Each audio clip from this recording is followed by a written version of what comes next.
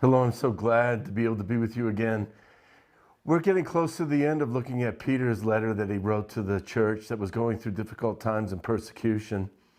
And Peter just reminds the leaders in the church what kind of leaders they should be. And then also, what kind of leaders should we choose to follow? It's a good word here. When we look at this passage, we all realize that in some capacity, all of us lead. If you're a parent, you lead inside the home. If you're at work, you might not be the boss, and yet you can lead as far as just setting a climate of righteousness and of respect towards one another. So as we're looking at this passage, of course, Peter's going to feel the need to speak to the pastors. And he said, look, I know we're suffering together in all of them, but in every way, we're all suffering together. But I want you to know that you got to keep your eyes on what kind of leader you want to be. Don't lose track. I don't think any leader starts out, most of them at least, with really bad motivations. I really believe that after a season and a time of serving, that a person can grow weary and forget why they got into the ministry in the first place. And so in 1 Peter 5:1, it says, therefore, I exhort the elders among you as your fellow elder and witness of the sufferings of Christ and a partaker also of the glory that is to be revealed. Shepherd the flock of God among you, exercising oversight, not under compulsion, but voluntarily, according to the will of God and not for sort of gain, but with eagerness. So he just says that whatever your sphere of influence is, you shouldn't do it under compulsion. No one should make you do the right thing.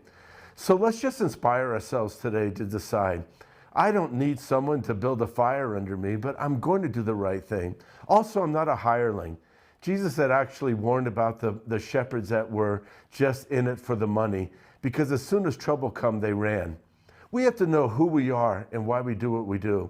If you and I are walking in our spiritual gift, we don't need to get paid for it because it was given to us by God, and we want to use it for His glory and honor.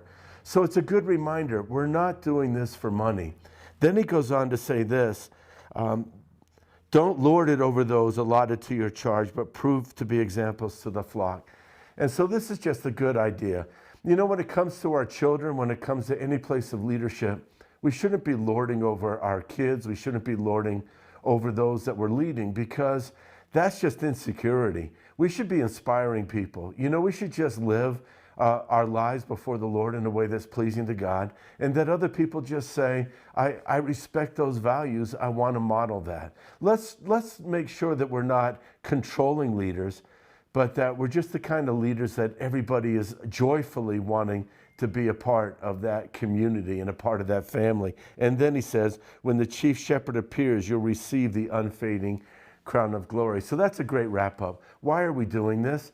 Because we're going to receive a crown. Every act of obedience, whether rewarded in this life or not, Jesus sees it all, and He will crown us for our obedience. That's a good promise there.